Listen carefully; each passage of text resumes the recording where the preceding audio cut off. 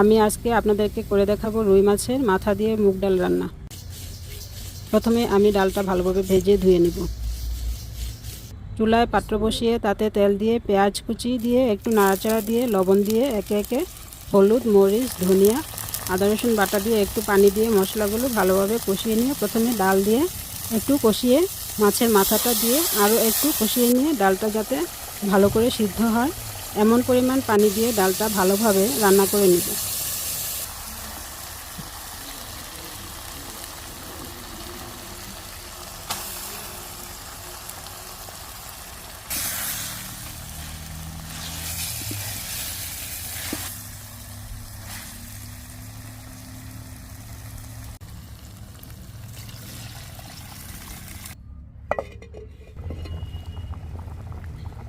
নামানোর 5 মিনিট আগে কয়েকটা কাঁচামরিচ দিয়ে নামিয়ে পরিবেশন করব।